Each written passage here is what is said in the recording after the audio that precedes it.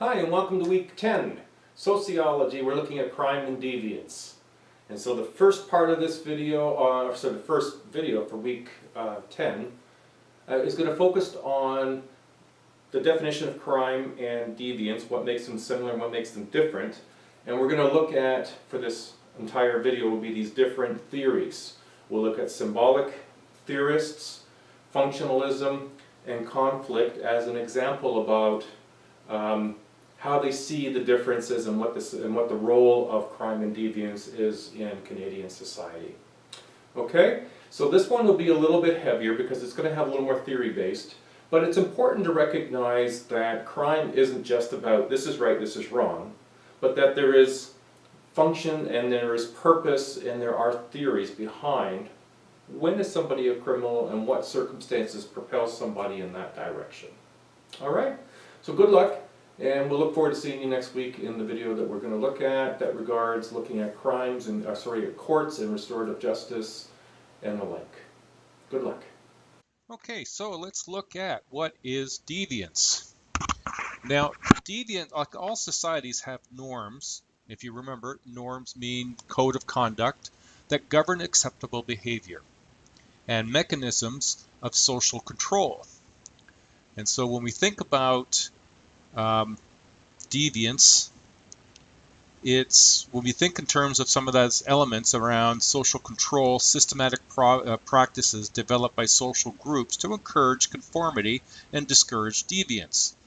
And it's relative and it varies in its degree of seriousness, and some forms of deviant behavior are officially defined as crime. That's what we're going to cover in next week.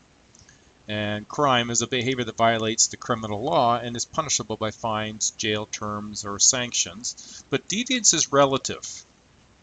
It's an act that becomes deviant when it is socially defined as such. Example, members of a gang may shun mainstream's conformity, yet conform to the group's code of dress. Deviance is ambiguous. Good and bad definitions vary so much that sometimes it's difficult to consider what is deviant and what is not. Deviance varies with degrees. It ranges from mild transgressions of folkways, sexual overtones, or to serious infringements of law, like rape. It can be understood to mean not only behavior, but also beliefs. Now, we will look next week at crime, but this week we're going to look at deviance and social control and the theorists associated with why or what is the role of deviance and how do we get defined in terms of deviance. Now, when we think also in terms of social control, like I said, these are the systematic practices developed by social groups to encourage conformity and discourage deviance. And that could be formal in terms of the law and police, or it could be informal in terms of signs or groups that advocate in behalf of things that were once considered, shall we say, normal and becoming deviant. So we're going to start with the functionalist view.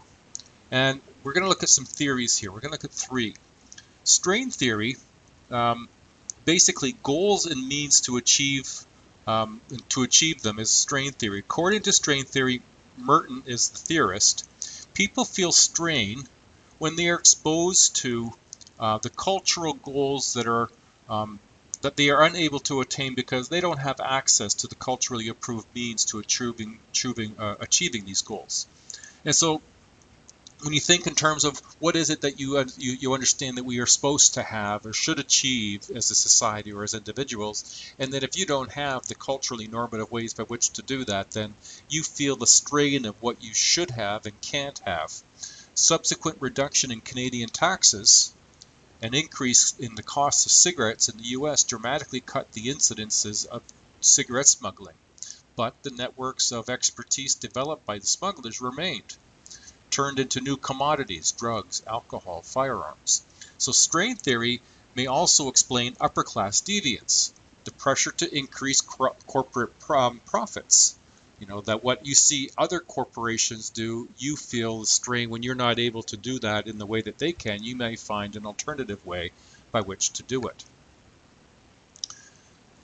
Another theory put out by the functionalists is opportunity theory, or access to illegitimate opportunities. For deviance to occur, people must have access to illegitimate opportunity structures, circumstances that provide an opportunity for people to people to acquire through illegitimate practices what they can achieve through legitimate channels. And so consequently, some of the things that people will try to access is through who they associate with and who do they see and have access to in illegitimate opportunities to achieve it. And then there's control theory. And control theory is is social bonding.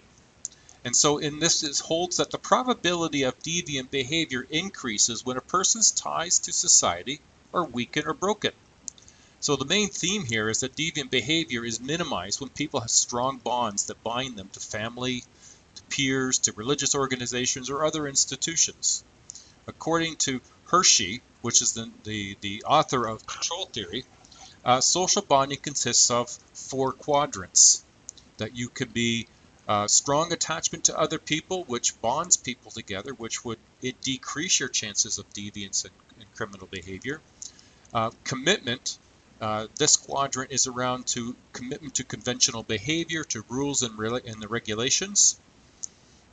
And then involvement is involvement in conventional activities. So instead, as a child of going and being involved in criminal activity, you're involved in conventional activities like Boy Scouts, Girl Scouts, hockey teams. Those are conventional activities, and belief in legitimacy of these conventional values and norms. That having high degrees in these reduce your chances of involvement in deviant behavior and crime. Having low attachment, low commitment, low involvement, and low belief increases the likelihood that you would experience and participate in deviant behavior or criminal activity. Now, functionalists, as you can recall, are a macro theory. They look at the bigger picture. Just to look at something a little different, we'll look at symbolic interactionalists, which are more of a micro view. And according to interactionalists, deviance is learned in the same way as conformity, through the interaction of others and through socialization. Now, differential association theory, this states that individuals have a greater tendency to deviate from society norms when they frequently associate with persons who favor deviant over conformity.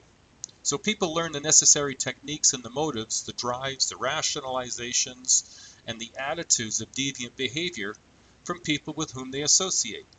People are more likely to engage in criminal activity if they have frequent, intense, and long-lasting relationships and interactions with those who violate the law. Ties to other deviants, especially important to the world of organized crime, where the willingness of peers to stand up from others for one another can be critical in the maintaining of power in the face of violent opposition from competitors.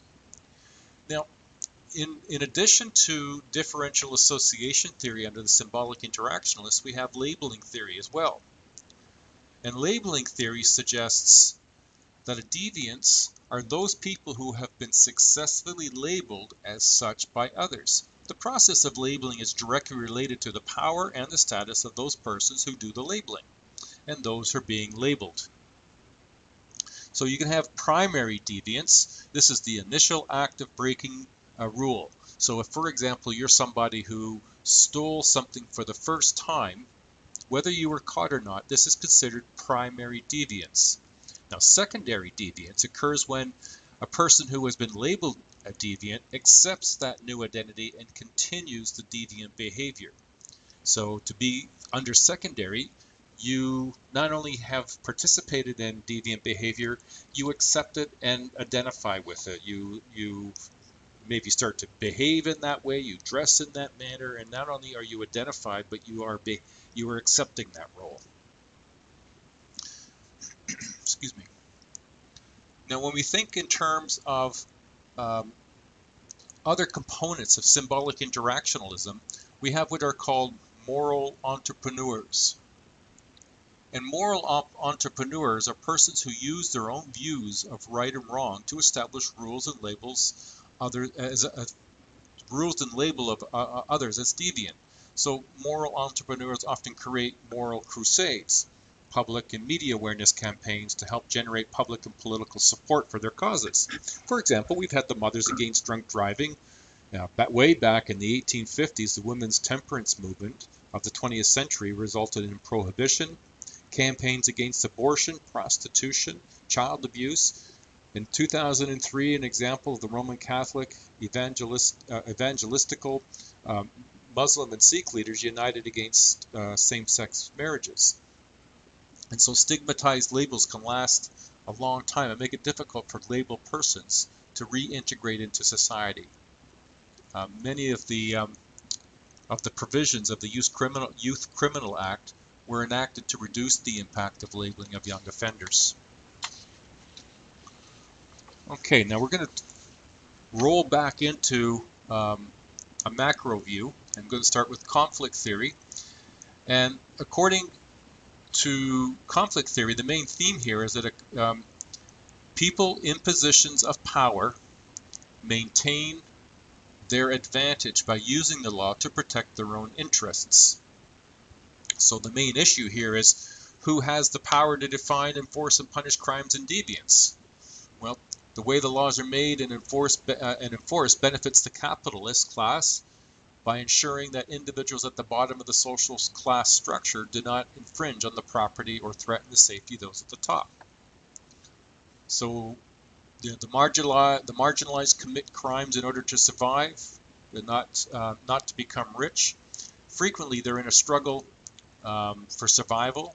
Marginalized persons victimize other marginalized persons. Example, violent gang activity may be a collective response of young people to seemingly hopeless poverty. And law protects the interests of the affluent and the powerful, and not, as is claimed, for the common good. Now there's two groups here, the affluent and the street crimes. And when you look at the two, you see that there's a significant difference. Now, according to critical theorists, the affluent commit crimes because they're greedy and want more of what they have, and the poor commit crimes in order to survive. Living in poverty may lead to violent crimes and victimizations of the poor by the poor. Now, an offshoot of the conflict theory, of course, is feminist perspective. And their focus is looking at why women commit crimes, and their evidence is that women's crime rates increase with women's liberation movement. Some theories, women's deviance in crime as a rational response to oppression and discrimination. So the focus is to examine the relationship between gender, deviance, and crime. Now, one of their main focuses is the role of patriarchy, which keeps women tied to family and home. An example is prostitution. Women are more likely to be charged than are the Johns. Women are exploited by capitalism and patriarchy. Because more women than men have low-paying jobs, women tend to become involved in prostitution and shoplifting. Some new links between race, class, and gender. Frequently visible minority women suffer abuse in the home, and deviance in crime as an effective abuse. Deviance in crime is a form of resisting abuse. This fellow here, Pat Robinson, this is one of his leaflets that he passed around. He's a pastor in the United States and also ran for the Republican Party back in the 90s. And now lastly, we'll touch on the postmodern perspective. And from the work, this is based on the work of Michael Foucault. His thesis is that prison controls the inmates not by physical punishment, but by constant surveillance, what he called panopticon, a structure that gives prison officials the possibility to observe criminals at all times. Evidence of the panopticon: computers being used for surveillance over subordinates in companies, a toilet that can monitor drug use, license plate cameras, facial recognition cameras, closed circuit cameras in subways, and the use of DNA. In the city of London, England alone, there is over 200 CCTV cameras with the ability to track almost anybody within the city limits. And that's what he would describe as being this sort of overkill of the use of technology to watch and manage deviance and crime within society. Okay, so next week what we're going to look at crime, most notably about what is crime and how do they describe crime, as well as the judicial system. Thank you very much and enjoy your day.